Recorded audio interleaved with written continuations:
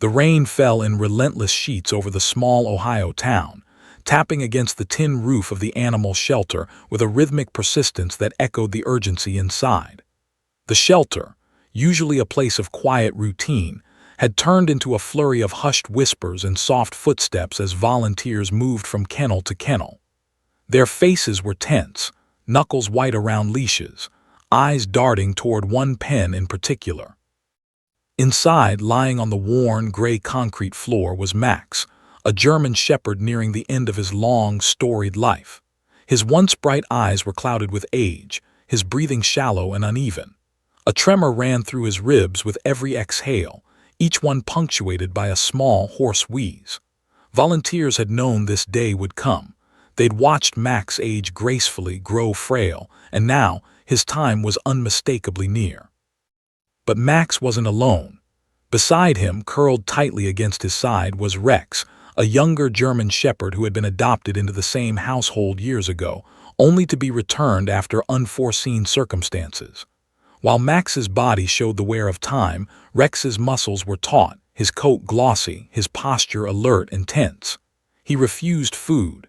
He refused water. He refused the soft coaxing of the shelter staff. All he did was press himself against Max, refusing to leave his side for even a second. Martha, the senior volunteer who had worked at the shelter for over 20 years, knelt beside them, her fingers trembling as she ran them through Rex's fur. "It's okay, Rex," she whispered. "We're just trying to help." But Rex's response was a low, trembling growl, more a plea than a threat, directed not at Martha but at the air around him. The vet, Dr. Linton, stepped into the pen, her coat damp from the rain, clipboard in hand. She knelt carefully beside Max and began checking his vitals. The readings confirmed what everyone already feared. Max didn't have much longer. His heart beat weakly, erratically, and each inhalation seemed a monumental effort. Rex shifted, pressing his nose closer to Max's face as if trying to will his friend to take another breath. His tail, normally expressive and strong, lay flat against the floor. He had been trained to respond to commands sit, stay, heel, but now none of that mattered. His loyalty, his instincts had overridden every learned behavior. This was no longer about obedience. This was about love. Martha's eyes welled with tears. She had worked with hundreds of animals, but she had never seen a bond like this. She knelt closer, stroking both dogs gently. "Rex," she murmured, "he's old, you know. He's tired. It's time to let him rest." Rex's head tilted slightly, his eyes locking with Max's. There was recognition there, a silent understanding that transcended words. Max, in his weakened state, blinked slowly. The kind of blink that seemed to acknowledge not just his age, but the comfort of having a companion at his side. Rex exhaled a low whine, the sound raw with emotion, the shelter volunteers unable to hold back their own tears. A sudden thunderclap rattled the roof, causing Max to flinch slightly. Instinctively, Rex leaned in closer, placing his paw over Max's side as though to shield him from the storm. Volunteers whispered to one another, struggling to maintain composure. "He's not just protecting him from the storm," one muttered. "He's protecting him from everything, from leaving this world alone." Dr. Linton sighed, checking the monitors again. "His oxygen levels are dropping," she said softly. "If we don't act soon, there's a real chance." She paused, swallowing. "He may not make it through the night." Martha shook her head gently. "Then we let him be for now. Let him feel safe. Let Rex stay." Time seemed to slow. The rain outside intensified, drumming a steady beat that mingled with the soft, labored breaths of Max and the quiet whines of Rex. Volunteers moved quietly around the pen, stepping carefully over each other, holding their own breath in respect for the bond that filled the room. Rex, sensing the approaching end, shifted his body slightly, pressing even closer. His head rested on Max's shoulder, his eyes never leaving his friend's face. Every small breath Max took seemed monumental, every twitch of a paw a reminder of the life that had been, and the bond that had been forged over years of companionship. Then Max opened his eyes fully for a moment, his gaze meeting Rex. It was faint but deliberate, a communication beyond human understanding. Rex responded immediately, pressing his face into Max's neck and emitting a soft, whimpering sound as if saying, "I'm here. I won't leave you. Not now, not ever." The volunteers, watching silently, felt a lump form in their throats. No one spoke. Words felt unnecessary, inadequate. The room was filled with a profound stillness, broken only by the rhythmic breathing of two dogs who had shared a lifetime of loyalty, trust, and companionship. Minutes stretched into what felt like hours. Dr. Linton, used to managing life and death situations daily, found herself holding her own breath. This was different. She had seen pets mourn each other, she had seen grief, but never had she witnessed a bond so tangible, so palpable, that it seemed to suspend time itself. Outside, the storm raged on, thunder rolling across the Ohio landscape. Inside, the air felt electric with tension. Everyone waited, holding their gaze on Max and Rex. Volunteers exchanged glances, their faces pale, lips trembling. "He may not last the night," one whispered. Rex shifted slightly, nudging Max's head gently with his nose, as if to remind him of the comfort in presence. Max, fragile and fatting, responded with a tiny, almost imperceptible nuzzle. It was a gesture of recognition, of gratitude. In that small, sacred movement, the shelter staff felt something extraordinary, the pure, unyielding power of loyalty and love. Martha leaned closer, her voice barely audible over the storm. "Rex, it's going to be okay. We'll stay with him. We'll be here." Rex's ears flicked, his eyes meeting hers briefly, but he never moved from Max's side. Then, as if sensing a shift in time, Max's body trembled slightly, and his chest rose and fell with a shallow, uneven rhythm. Rex's head snapped up, ears alert, eyes wide and unblinking. He let out a sound, low, guttural, and filled with emotion that seemed almost human, a sound that said more than words ever could. The shelter fell silent. Volunteers held their breath. The storm outside seemed to pause, as if nature itself were witnessing the scene. Max's eyes flickered open, searching, connecting, and finally settling on Rex. For one brief moment, it felt like they were the only two beings in the world, suspended in a fragile bubble of time and love. And then, as Max exhaled, a quiet whine escaped Rex's lips, a sound so piercingly emotional that it left every human in the room holding back tears. It was a sound that said, "I won't leave you. Not now. Not ever." No one dared move. No one dared speak.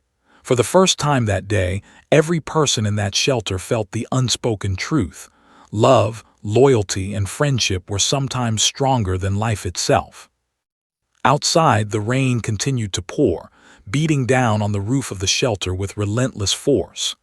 Inside, two German shepherds lay together, refusing to let go.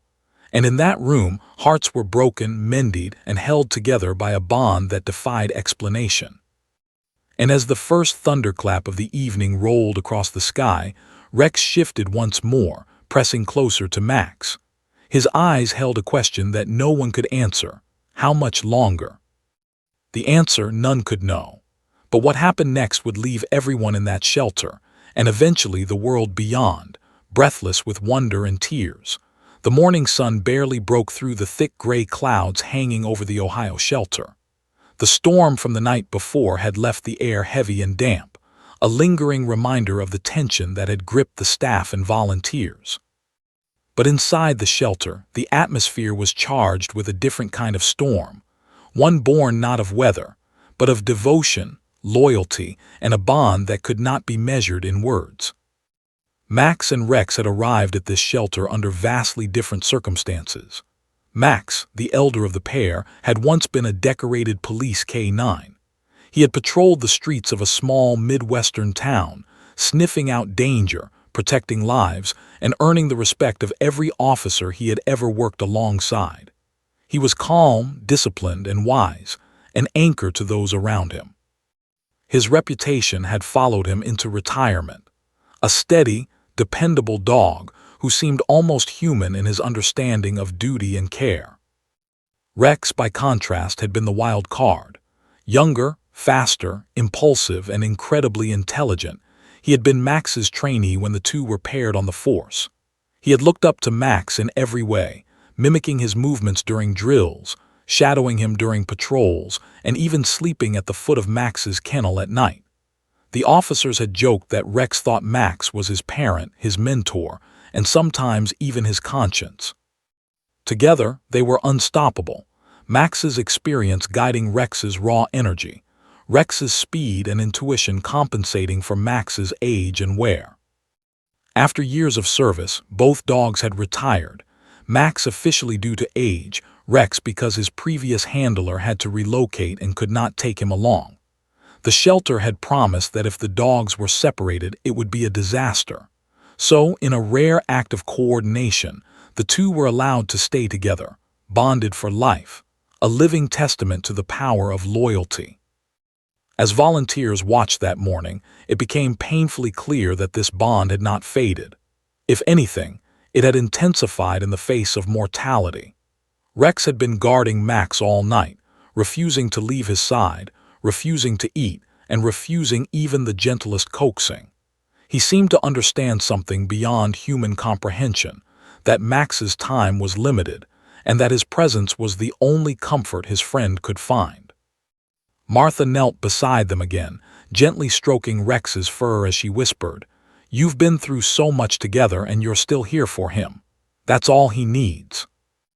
Rex tilted his head, ears flicking, eyes never leaving Max.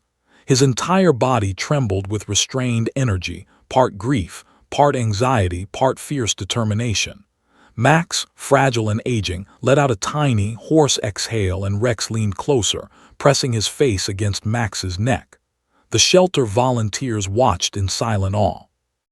It wasn't just a simple act of companionship. It was a bond forged in silence over years of shared experiences. The late-night patrols, the dangers faced side by side, the training sessions that left both exhausted yet exhilarated, and the countless small moments that created a profound, unbreakable trust. Dr. Linton entered the pen again, her coat still damp, clipboard now replaced with medical equipment. "His vitals are weak," she said quietly. "He's still holding on barely, but it's remarkable he's stabilizing in your presence, Rex. Something about this connection, it's keeping him going even for a little while." Rex shifted slightly, pressing his chest to Max's side as if trying to physically keep him alive. The motion was deliberate, precise, almost ritualistic. Volunteers held their breath, noticing the almost human intelligence in Rex's actions. He wasn't just a dog, he was a guardian, a protector, a friend unwilling to accept the inevitable.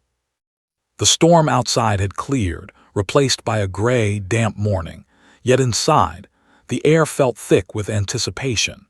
Every breath Max took seemed monumental, and every subtle twitch of his paws or flicker of his ears was met with immediate attention from Rex. It was a dance, an unspoken communication between two beings who had shared more than most humans ever do. One volunteer, a young woman named Lee, couldn't help but speak softly, as if saying it aloud would somehow break the fragile equilibrium. "He's sensing, he knows. He knows something happening." Rex responded by nudging Max gently with his nose, then resting his head back down as if to say, "I'm here. I've got you." And then it happened. Max let out a long, shuddering sigh. His breathing became shallower and his body trembled. Every person in the room tensed, unsure whether to intervene. But Rex, understanding instinctively, pressed closer, wrapping his body around Max's frail frame, shielding him from the world. He wouldn't move. He wouldn't relent. He could not leave. Martha's voice broke the silence. "Rex, you're his anchor. You're the only thing holding him steady right now. Don't leave him." Rex lifted his head slightly, his eyes meeting Martha's briefly, acknowledging her words but never taking his gaze off Max. His loyalty was absolute, his focus unyielding, and for the first time it felt as though the shelter itself had been transformed by the presence of these two dogs. The room was no longer a place of routine. It was a sanctuary of devotion, of unspoken love, of quiet heroism. Hours seemed to pass. Volunteers sat on the floor, leaning against the walls, exhausted, yet unwilling to leave. Every small breath from Max was a miracle.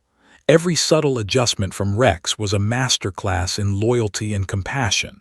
It was impossible not to be emotionally overwhelmed. Some volunteers wept quietly, dabbing at their eyes, unable to tear themselves away from the scene. Dr. Linton, usually clinical and composed, found herself staring in awe. "I've treated animals for over 20 years," she murmured, almost to herself. "I've seen grief, loss, and loyalty, but this is extraordinary." Then a noise, a soft, almost imperceptible whine echoed through the shelter. Rex had lifted his head, ears erect, eyes wide and alert, his entire body rigid with focus. Max stirred slightly, and for a brief, almost miraculous moment, his chest rose a little higher with each breath. It was as if Rex's presence alone was giving Max the strength to fight, to cling to life just a little longer. And though everyone knew the inevitable was coming, there was also a glimmer of hope, a fragile, trembling hope, that this bond might somehow bend fate itself, even if only for a fleeting moment. Martha whispered to Lee, "It's like he's trying to speak to him, tell him, 'You're not alone, I'm here.'" Rex nudged Max's face gently with his nose, then rested his head on Max's shoulder again. Max responded with the faintest flicker of recognition, a small nuzzle that seemed almost like a smile. Volunteers held their breath, as if moving even an inch might break the delicate connection between the two. The storm outside, now just a distant memory, mirrored the calm tension inside. The shelter staff realized they were witnessing something far greater than life or death. They were witnessing a bond forged in silence, tempered by time, and strengthened by loyalty, a bond that defied explanation and left them shaken to their core. And as Max exhaled slowly, a small whine escaped Rex's lips, a sound so raw, so filled with emotion, that every human in the room felt it resonate deep within. It was a sound that said, "I am here. I will not leave. Not now, not ever." In that moment, everyone understood. This was more than friendship, more than loyalty. It was love in its purest, most unadulterated form. The question, however, lingered in the air. How much longer could Max hold on? And what would Rex do when that final moment came? No one had the answer. And that uncertainty, that fragile balance between life and death, set the stage for something none of them would ever forget. The story of Max and Rex, two German shepherds bound by duty, friendship, and love, had only just begun. By late afternoon, the atmosphere inside the Ohio shelter had grown heavy with a tense, almost sacred stillness. The rain from the previous night had dried into puddles along the shelter's gravel pathways, but the inside remained thick with the lingering humidity of human anxiety and animal instinct. Volunteers moved quietly, speaking in whispers or not at all, as if sound itself might disrupt the fragile bond between the two German shepherds. Max's breaths had grown shallow. Each exhale rattled in his chest, accompanied by small tremors that ran through his aging frame. The oxygen monitor beeped intermittently, a mechanical reminder that time was slipping away faster than anyone wanted to admit. Rex, as ever, was glued to Max's side. He hadn't eaten or drunk water for hours, and yet he remained vigilant, almost hyper-aware of every minute twitch or shiver in Max's body. His paw rested over Max's shoulder, a gentle but firm pressure, as if to physically hold him in this world just a little longer. Volunteers whispered that it was more than instinct, it was devotion in its purest form. Martha knelt on the floor, one hand resting on Rex's neck, her eyes wet with tears she refused to shed fully in front of others. "He's ready, Rex," she said softly, her voice barely above a whisper. "He's tired, we all know it."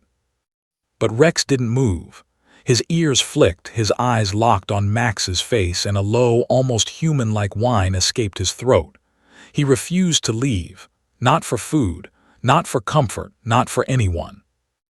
Dr. Linton stepped forward cautiously, her own emotions carefully concealed behind a professional exterior.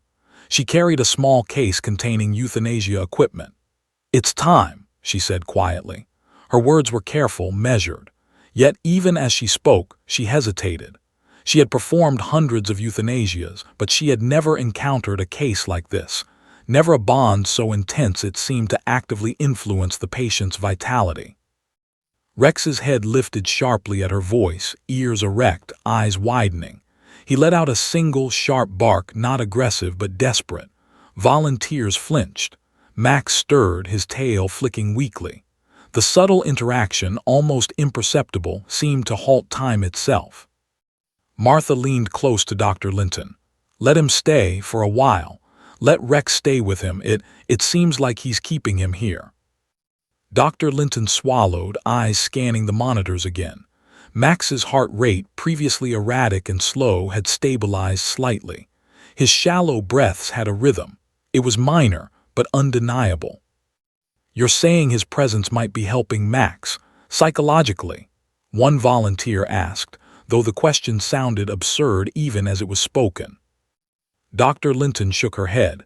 "It's beyond psychology. This is something else, something primal, something deeper."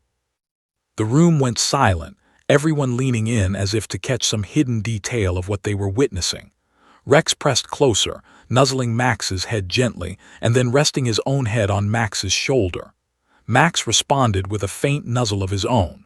For a moment, it was as if nothing else in the world existed. No storm, no disease, no pain. Only this bond, silent yet overwhelmingly powerful. But time was unyielding. Dr. Linton knew what she had to do. "If we delay any longer, he could suffer needlessly," she whispered to Martha.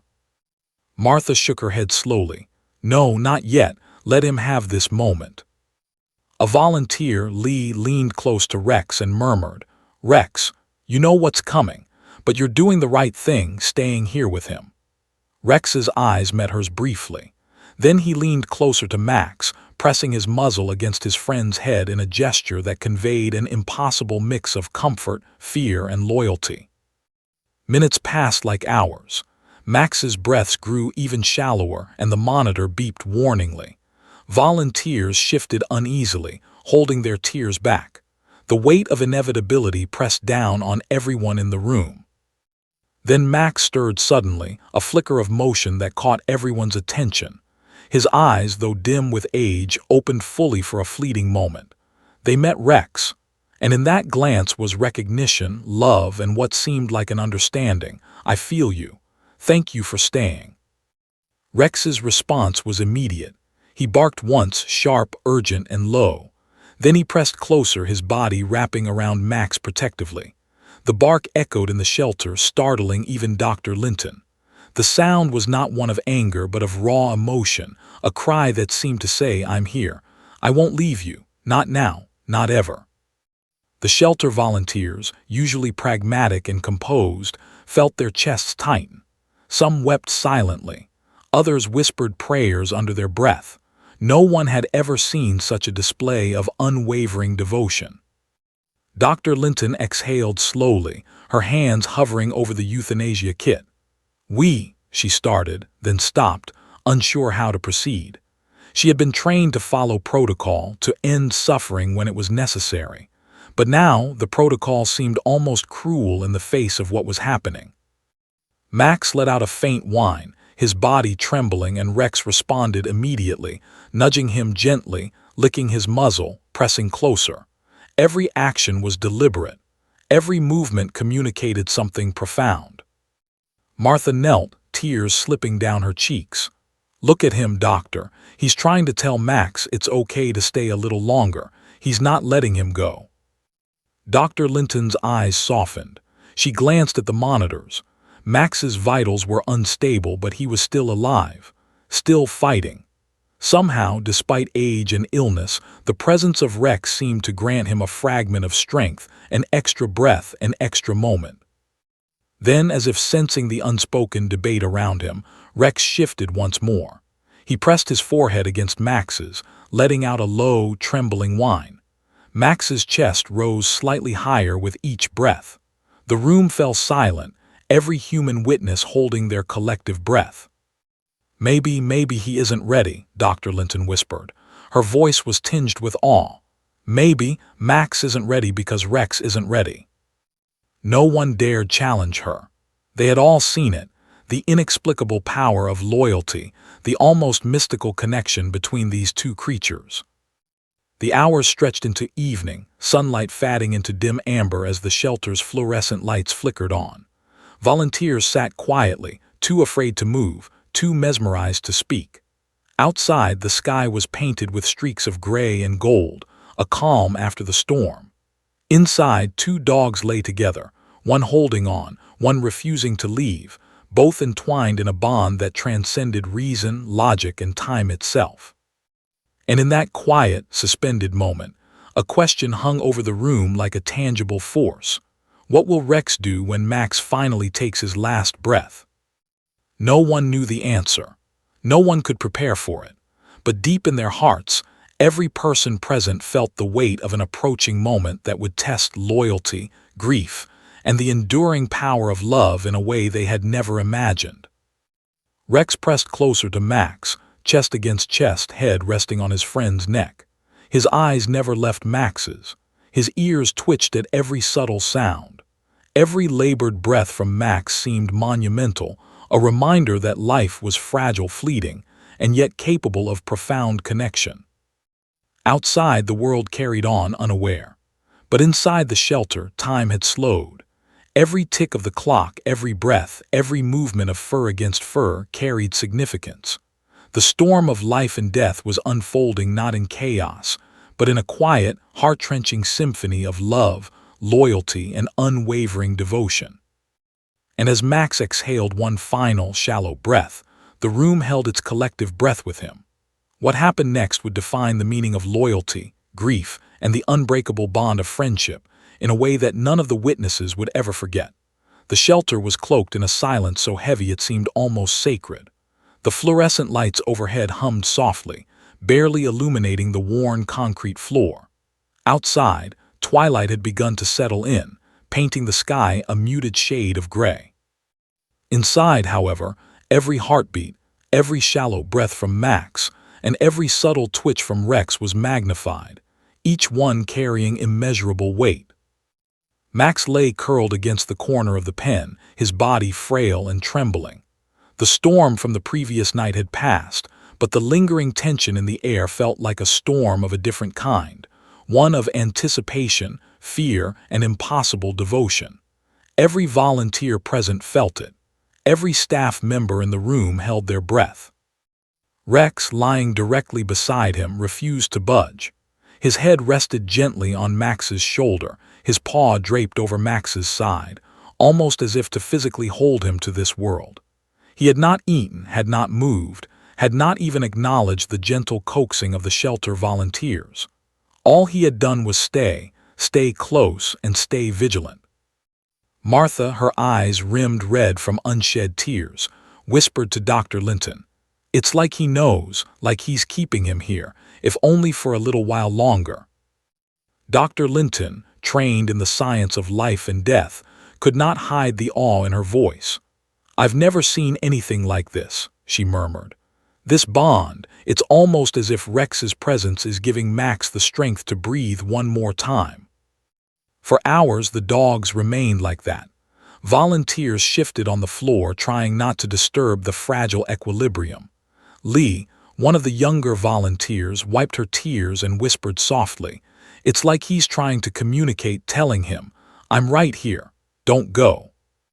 And then, as if in response to Lee's words, Rex lifted his head slightly, ears alert, eyes wide and focused. A low whine escaped his throat, a sound that was raw, guttural, and filled with emotion so profound it silenced everyone in the room. Max, sensing the change, stirred, his chest rising slightly more with each labored breath. Then it happened. Rex let out a bark, not a playful bark, not a warning bark, a sharp, desperate bark that reverberated through the shelter like a crack of lightning. It was a sound filled with urgency, fear, and an unyielding declaration of loyalty. Everyone froze. Volunteers clutched one another, unsure of what they were witnessing. Dr. Linton's hands hovered over her kit, tense. Even the most seasoned staff members felt the hair rise on their arms. The bark was not simply noise, it was a message, a communication beyond human comprehension. Max's eyes fluttered open.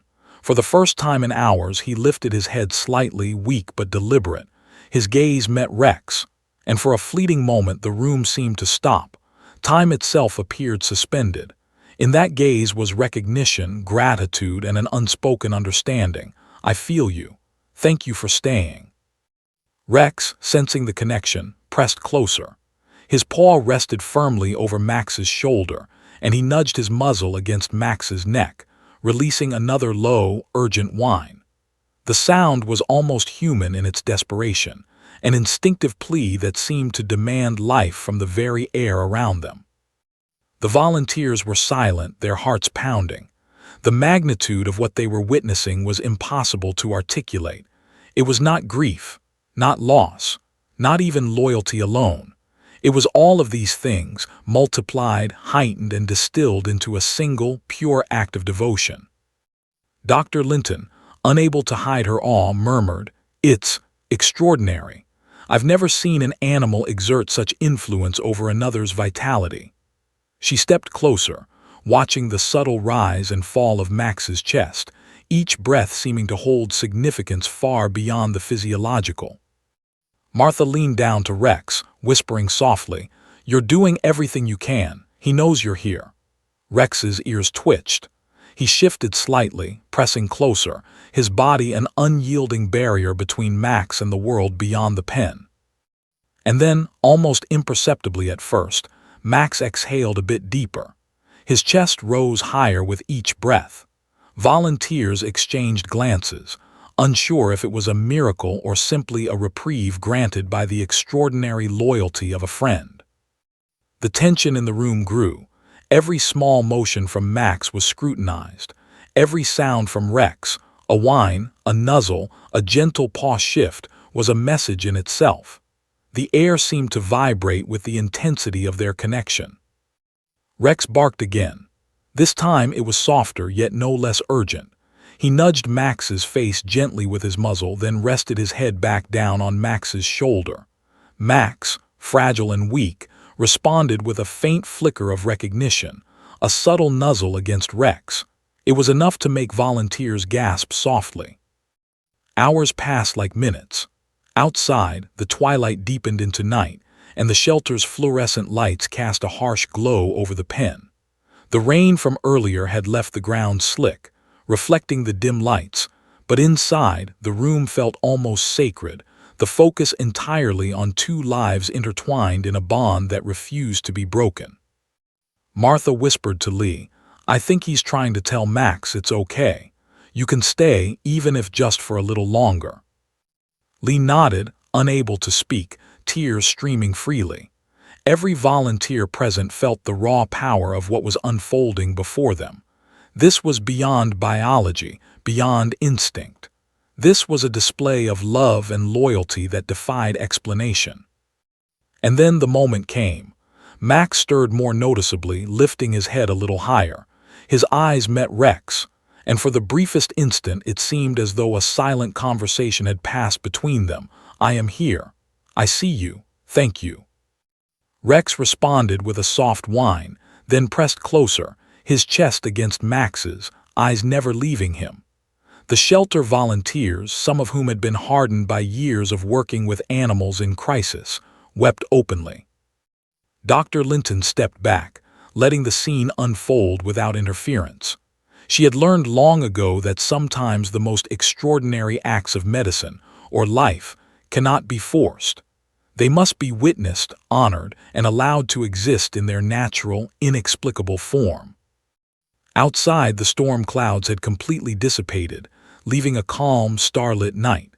Inside, however, a storm of a different kind raged quietly in every heart present, a storm of anticipation, hope, fear, and awe. Then Rex barked one final time, short, sharp, determined. It was not a sound of panic but of declaration, And as if in response, Max's chest rose a little higher. His breathing, while still shallow, was stronger than before. The room fell silent, save for the steady rhythm of his new breaths and the gentle whines of Rex. No one dared move. No one dared speak. For the first time, the volunteers understood the magnitude of what they had just witnessed. A bond so powerful, so absolute, that it had altered the course of life itself, even if only for a fleeting moment.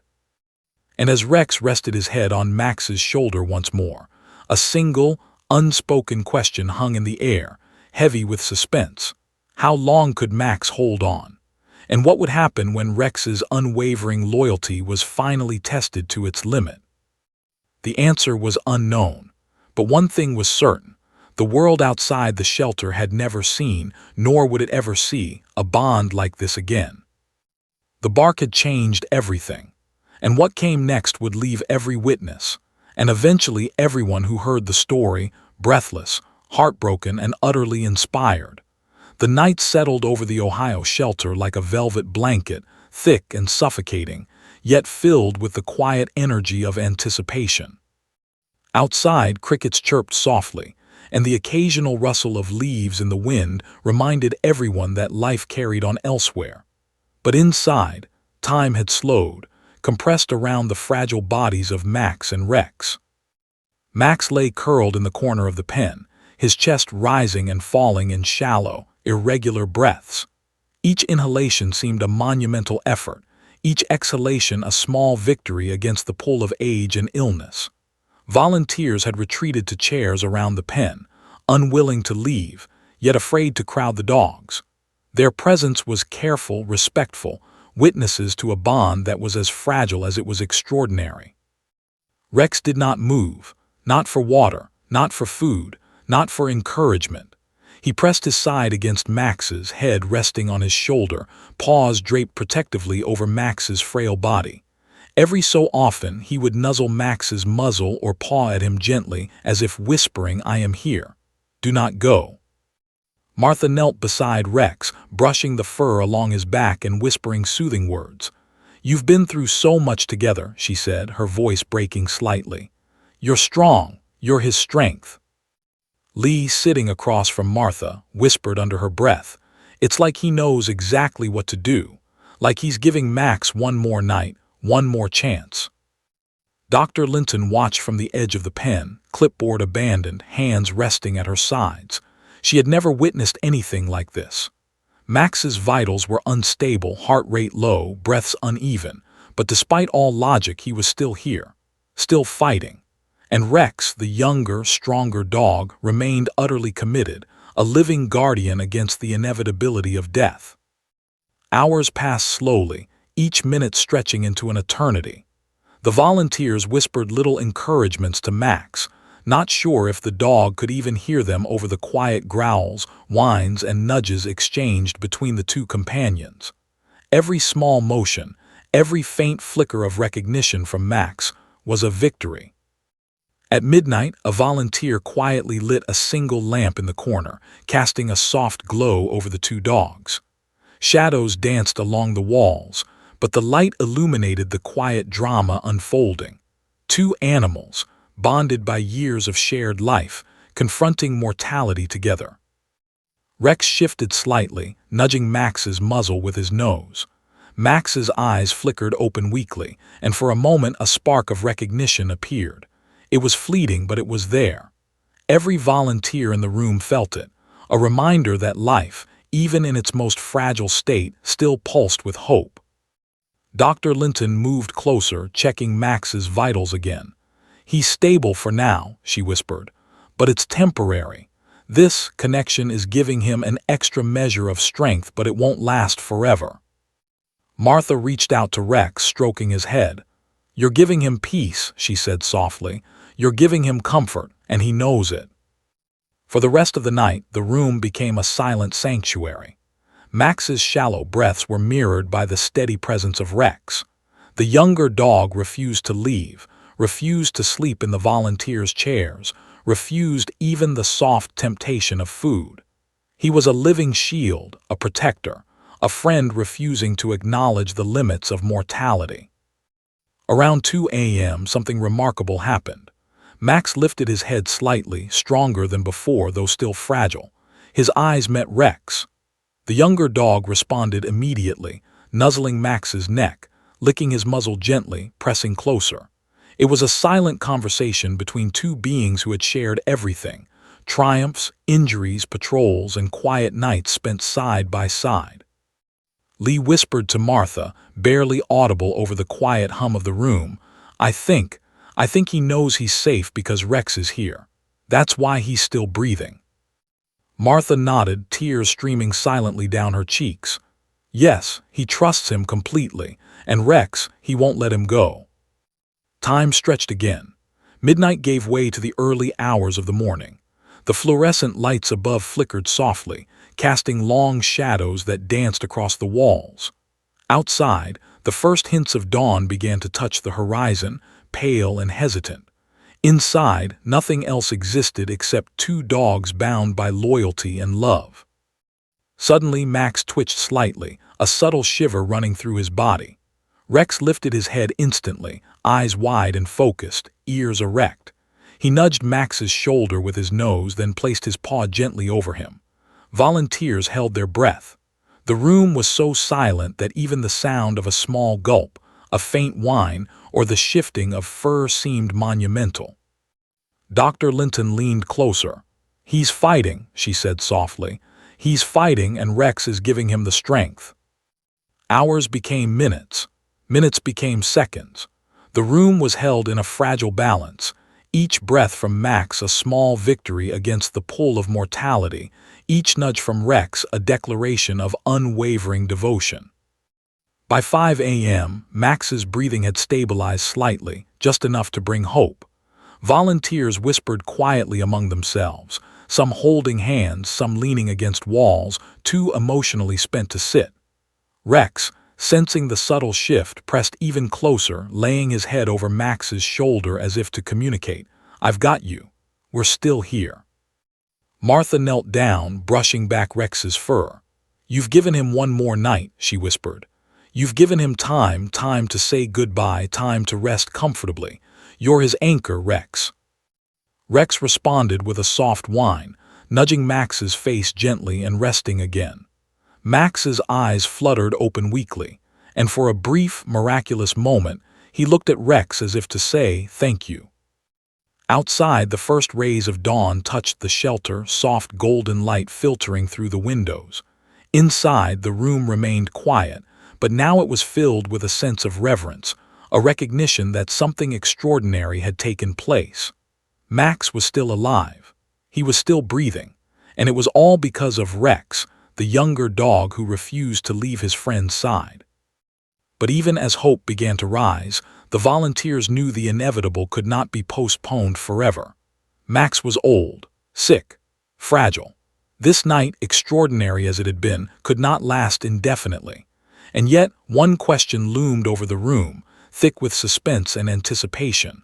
What would happen when Max finally took his last breath, and could Rex endure the loss of the one he had guarded all these years? The answer remained unknown. But one thing was certain. The bond between Max and Rex had just redefined what it meant to love, to be loyal, and to face the inevitability of death with courage and devotion. And as the first real sunlight crept into the pen, highlighting the contours of their fur, the room waited in quiet anticipation, hearts brimming with emotion, ready to witness the next chapter of this unforgettable story. The morning had fully arrived, painting the Ohio shelter in pale golden light, but inside, the world felt suspended in a fragile bubble. Max's chest rose and fell with shallow, uneven breaths. His once strong body had become frail and trembling, and every inhale was a small battle. Volunteers hovered silently, some kneeling close, others leaning against walls, all struggling with the heavy weight of anticipation. Rex lay beside him, unyielding and vigilant. His coat gleamed faintly in the morning light, muscles taut despite exhaustion. Hours had passed with no food, no water, no comfort, but he remained immobile, entirely devoted to Max. The younger dog seemed to understand, on a level far beyond human comprehension, that this might be the final day together. Martha approached slowly, kneeling beside the two. Her hand brushed Rex's back in a gentle rhythm. "It's almost time," she whispered softly, "but you don't have to leave. Stay right here with him." Rex lifted his head slightly, ears flicking, eyes locking with Martha's for a brief moment, as if acknowledging the weight of her words. Then he rested his head back on Max's shoulder, steady and unwavering.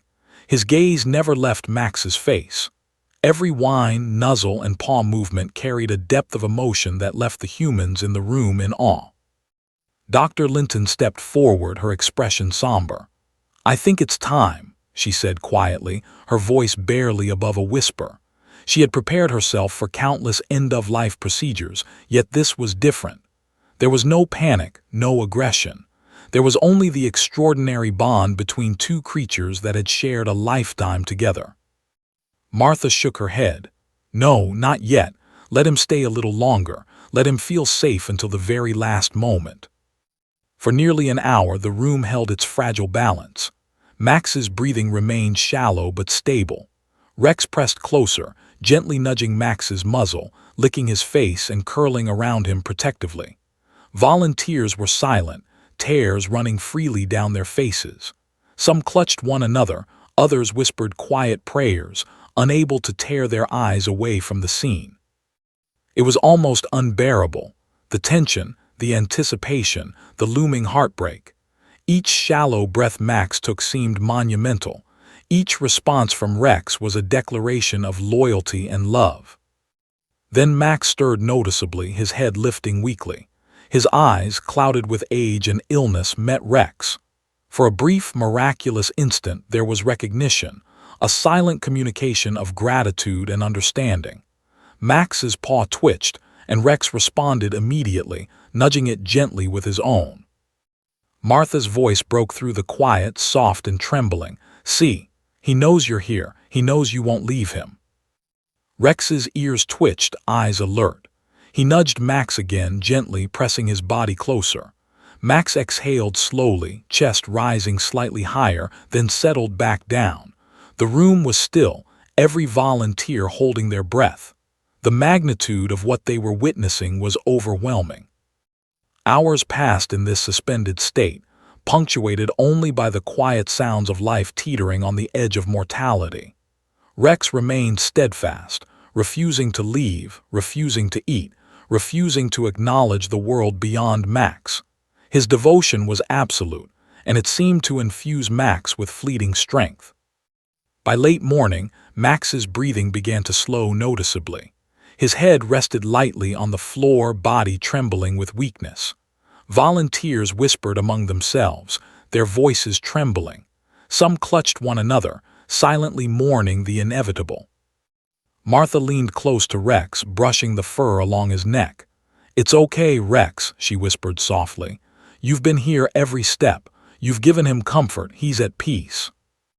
Rex responded with a soft whine, nudging Max gently, then resting his head back on his friend's shoulder. Max's chest rose slowly for the last time, a weak shiver running through his body. The room fell silent, every human breath held as they watched the fragile line between life and death. And then Max exhaled one final, shallow breath. His body went limp, his eyes closed. Rex froze, his eyes widened, ears twitching. A low, mournful whine escaped his throat. He nudged Max gently, then pawed at him softly as if trying to coax him back. Volunteers sobbed openly. Dr. Linton stepped back, tears welling in her eyes, while Martha whispered, it's okay, Max. You're free." For nearly 10 minutes, Rex remained there, lying atop Max's body, refusing to leave. He didn't eat. He didn't drink. He didn't respond to coaxing. He simply lay beside the friend he had guarded, mourned, and loved with every ounce of his being. Then slowly, tentatively, Rex rested his head on Martha's knee, the first human contact he had sought in nearly a full day. It was a small gesture, yet monumental. He had finally acknowledged the presence of humans without abandoning his vigil. Volunteers reached out, gently stroking him, whispering reassurances. But Rex's gaze never left Max, even as he allowed himself a brief moment of comfort. Lee whispered to Martha, her voice trembling, He's not leaving him. He won't ever leave him." Martha nodded, tears streaking her cheeks. "No, he never will. That's the bond they've shared. That's love." For the rest of the day, Rex remained beside Max's body. Volunteers tried to coax him gently to eat or drink, but he refused. It didn't matter. The presence of his friend, lifeless though he was all that mattered. By late afternoon, the shelter staff realized something extraordinary. Rex had assumed the role of guardian even in death. He would not leave Max's side. He would not acknowledge the world beyond. He had dedicated himself entirely to honoring the life of his companion, and in doing so, he embodied loyalty, grief, and love in a way that transcended understanding. Dr. Linton looked around the room, her voice hushed. "I've seen grief in animals before, I've seen loss, but this is different. This is devotion beyond reason, beyond instinct. It's almost sacred." And as the sun dipped toward the horizon, casting long shadows across the shelter, Rex lay there, steadfast and unwavering, eyes fixed on Max's still form. Volunteers and staff alike felt a profound mixture of awe and heartbreak. They were witnessing something that could never be repeated, a friendship so pure, so absolute, that it seemed to redefine the very meaning of loyalty. But even as the room held this fragile peace, a question lingered over everyone present. How long could Rex endure the loss? How would he ever move on from the companion who had been his constant, his guide, and his friend? No one knew the answer. The story, however, was far from over. In that moment, in the quiet of the Ohio shelter, amidst tears and whispers, a single truth became undeniable. Love could transcend life itself, and loyalty could endure even the most final of goodbyes. Rex, the dog who had refused to leave his dying friend, had shown everyone in that room, and eventually the world beyond, that devotion, courage, and love could leave a mark deeper than death itself. And as the first stars appeared in the night sky, the shelter staff realized that this was only the beginning of a story that would touch hearts far beyond their small town. The day after Max's passing, the Ohio shelter was heavy with quiet grief. Volunteers moved through the halls slowly, their steps careful, as though disturbing the stillness might shatter something sacred. Max's absence was palpable, yet in the corner of the pen, one presence remained unwavering: Rex. The younger German shepherd had not left Max's side for a single moment since his friend's final breath. He lay beside the now empty bed with a stillness that was almost unnatural, his eyes fixed on the place where Max had rested, ears twitching at every distant sound. His posture spoke volumes: loyalty, sorrow, and an unbroken connection to the friend who had been his guide, his partner, his family. Volunteers watched in awe and heartbreak. Lee knelt beside Rex, gently offering water then food. "Rex, you have to eat," she whispered softly, though she knew he might refuse. He did. He would not eat. He would not drink. His world had narrowed to the memory of Max, and he seemed incapable of acknowledging anything beyond it. Martha sat nearby, tears slipping silently down her cheeks. "He's mourning," she said softly. "He's honoring Max.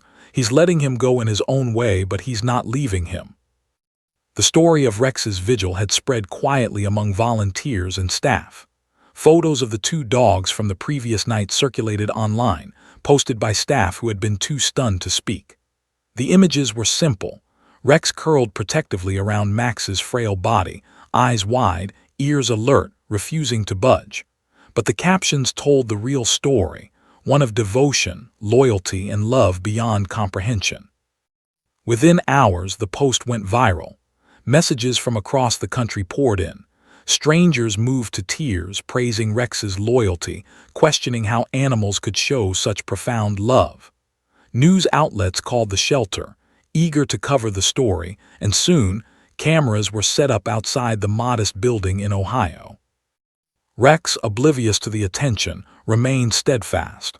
Volunteers were careful to keep the area quiet, dimly lit, and calm. Yet the shelter had become a beacon, a symbol of devotion that transcended species, age, and even the inevitability of death. By afternoon, reporters arrived, cameras rolling. A local news crew filmed the pen, careful not to disturb Rex. He lay still, head resting on the corner of the bed where Max had once slept, eyes watching, ever vigilant.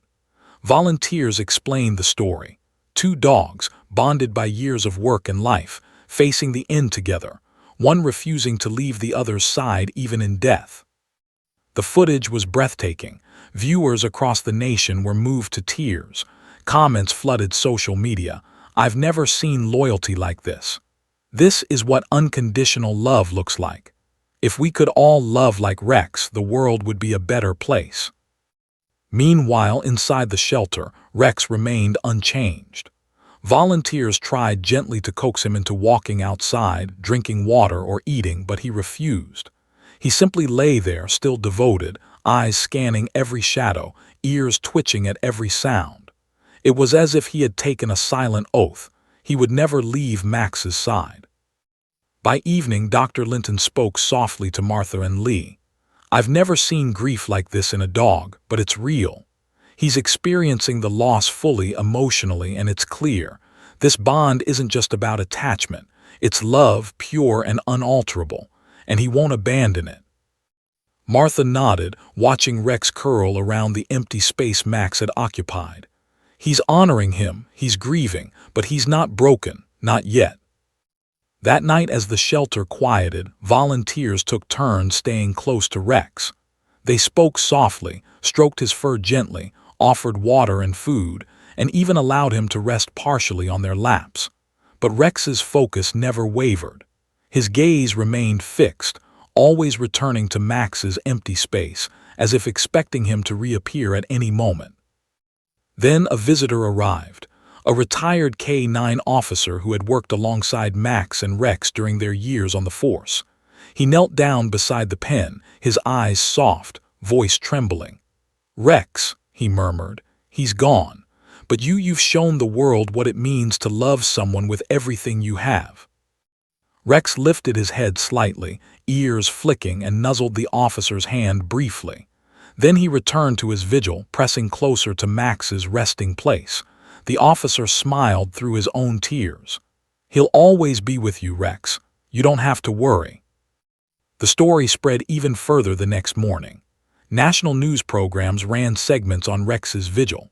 Social media exploded with hashtags: Loyal Rex, Max and Rex, Dogs Who Love. People from all over the country sent messages of support and love, some even traveling long distances to see Rex for themselves. Volunteers braced for the attention.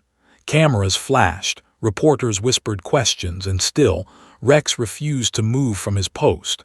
It became clear.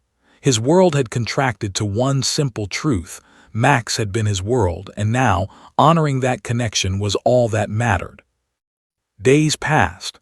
Rex began to accept the presence of humans more, allowing gentle strokes and quiet reassurances. Yet he never left Max's resting place. At night, he slept nearby, always vigilant. Volunteers began to notice subtle signs of change, small gestures of acceptance, the occasional soft whine, but always returning to the corner where Max had lain. Martha, sitting beside him one evening, whispered softly, "You're not alone, Rex. We're here, and he's with you always." Rex rested his head against her lap briefly, a small acknowledgement of comfort, but his eyes remained on the empty space beside him. The shelter had become more than a building. It had become a sanctuary, a testament to love and loyalty, a living memorial to Max. Volunteers, staff, and even visitors felt the weight of the story deeply. And as Rex continued his vigil, people everywhere were reminded that devotion, true, unselfish, unwavering, was real, and it could change the world around them. But amidst the media attention, the attention of strangers, and the quiet vigil of volunteers, one question persisted. Could Rex ever find peace without Max? Could his grief ever lessen, or would he remain bound to the memory of his friend forever? The answer remained uncertain. All anyone could do was watch, hope, and learn from the extraordinary example of a German shepherd who refused to leave his dying friend, even beyond death. And in that quiet Ohio shelter, as night descended once more and the world outside continued unaware, Rex lay beside Max's resting place, faithful, loyal, and entirely devoted, an enduring symbol of love that would not waver, a story that would not be forgotten, and a bond that had already touched hearts across the world. Days had passed since Max's final breath, yet the Ohio shelter still felt the weight of his absence. The once bustling kennel had grown quiet, each corner echoing memories of a life devoted to courage, friendship, and loyalty. Yet in one corner, near Max's resting place, a figure remained unwavering: Rex. The younger German shepherd had grown thinner, his eyes rimmed with exhaustion, but his devotion had not faltered. Each morning, he would nuzzle Max's resting place, paws pressing against the familiar spot as if to say, "I am still here. I will never leave you." Volunteers continued to care for him, providing food, water, and comfort, yet Rex's focus never wavered. He was tethered to a love that transcended life and death. Martha watched quietly, her hand brushing along Rex's fur. "He's teaching us," she whispered to Lee, "teaching us that love, that loyalty can endure even the hardest losses." Lee nodded, her eyes glistening. "And the world is watching. People are inspired. They're learning from him." Indeed, Rex's story had gone viral in ways no one could have predicted. Social media feeds were filled with images and videos of Rex's vigil, lying beside Max, eyes alert, refusing to leave, and showing the depth of devotion most humans could only dream of. Donations poured into the shelter. Volunteers signed up from across the country, eager to witness and honor this extraordinary bond. But the story was more than just fame. It was a lesson, a reminder, and a testament. People reached out with stories of their own pets, of loyalty, of grief, of the unwavering love that animals could give. Rex had become a symbol of something greater, the enduring power of devotion. Yet inside the shelter, the reality remained raw. Rex was still grieving. He had not eaten in hours when volunteers tried to feed him, and each attempt was met with gentle resistance. He was restless at times, packing near Max's resting place, letting out low, mournful whines. Then one evening a breakthrough occurred. Lee approached slowly, kneeling beside him with a small tray of his favorite treats, roasted chicken pieces, carefully prepared to tempt him. She set it near his paws, speaking softly. "Rex, I know you miss him, but you have to take care of yourself too. Max would want that." For a moment nothing happened. Rex's eyes stayed fixed on the empty corner where Max had lain. Then slowly, hesitantly, he sniffed the food. Another sniff, then a delicate bite. His tail flicked slightly, a subtle acknowledgement that he might, just might, be willing to take a small step forward. Volunteers watched in quiet awe. This was the beginning of healing, not forgetting, but learning to live while honoring the memory of a friend who had shaped his life entirely. Over the next few days, Rex began to accept small routines again. Walks outside the shelter became tolerable. He still returned to Max's resting place multiple times a day, laying his head on the familiar spot, but now he allowed volunteers to accompany him, providing gentle strokes, reassurance, and companionship. Martha leaned close to Rex one morning, whispering softly, "You're not alone, Rex. You never were and you never will be. Max is part of you now, always." Rex's ears flicked, his eyes meeting hers briefly before returning to the corner. It was a silent acknowledgement of understanding, a trust that he would carry forever. The shelter decided to honor Max properly. They created a small memorial in the corner where he had rested, complete with photos, paw prints, and a plaque celebrating his life. Rex remained nearby throughout the ceremony, watching quietly, occasionally nudging the memorial with his nose as if to say, "I remember. I honor you." Volunteers, staff, and visitors shed tears, but many smiled through them.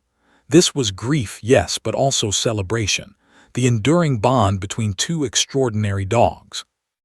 Local news crews returned to cover the story of the memorial.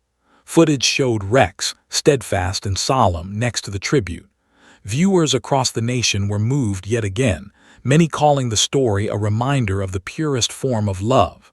Social media lit up with hashtags, Maxandrex Forever, Loyalty Beyond Life, Dogs Teach Us Love. And yet, beyond the fame, the attention, and the stories, something more profound had happened. Rex had survived his grief, not by forgetting Max, but by integrating his memory into his life.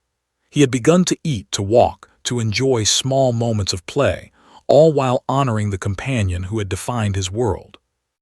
Weeks later, volunteers noticed something extraordinary.